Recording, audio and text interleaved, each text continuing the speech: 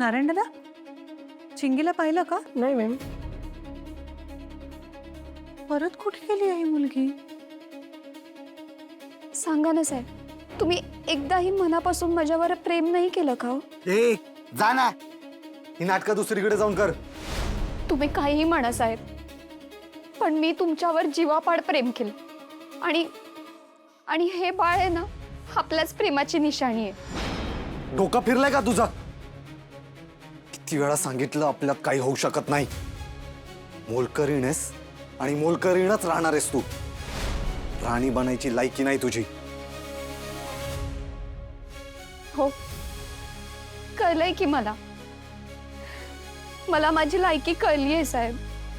खरं तर ना, माझंच चुकलंय. मी माझी पायरी सोडून वागायलाच नाही पाहिजे होतं. पण माझ्या चुकीची शिक्षा तुम्ही या बाळाला तरी नका ना देऊ. हो, या सगळ्यामध्ये या बिचाऱ्या जीवाचा काय दोष आहे?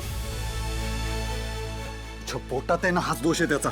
चल निघ, निघ इथून. साहेब चल साहेब, निघ. प्लीज प्लीज प्लीज असं नका ना करू. मी पाया पडते तुमच्या. प्लीज प्लीज प्लीज असं नका करू. प्लीज दया दाखवा. हे बघा, तुम्ही माझा स्वीकार नका करू, पण या बाळाला तरी स्वीकारा ना. त्याचा या सगळ्यात काहीच दोष नाहीये. तुम्ही फक्त एवढं करा, मग मी तुमच्या आयुष्यातून कायमची निघून जाईल.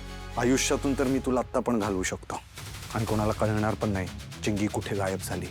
मला माझ्या जीवाची काहीच पर्वा नाही. मला ना फक्त या बाळासाठी जगायचंय. मी तुम्हाला पुन्हा कधीच त्रास देणार नाही, पण आपल्या बाळाला कोणी नावं ठेवता कामा नये. नाव असेल तर ठेवतील ना नाव. एकच ऑप्शन आहे तुझ्याकडे. पाडून टाक. हे काय बोलताय तुम्ही? अहो, एक बाळापासून स्वतःच्या बाळाबद्दल असं कसं काय बोलू शकता? तुम्हाला मन आहे की नाही? तुम्ही मान्य करा नाही तर नका करू, पण हे बाळ तुमचं सुद्धा आहे. समजलं तुम्हाला? आवाज खाली. तुला तुझ्या जीवाची पर्वा नाहीये ना? चल, तुला आणि तुझ्या बाळाला इकडेच संपवून टाकतो, म्हणजे सगळा प्रश्नच सुटेल.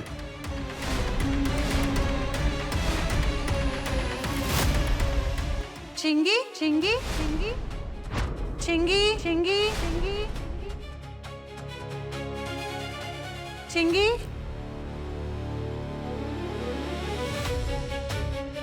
काय चाललंय इथे? कुठे काय?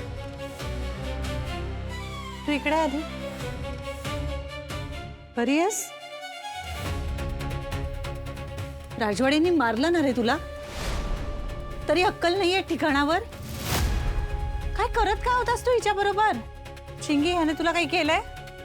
चिंगी, मी तुला विचारते, ह्याने तुला हात लावलाय, काही केलंय?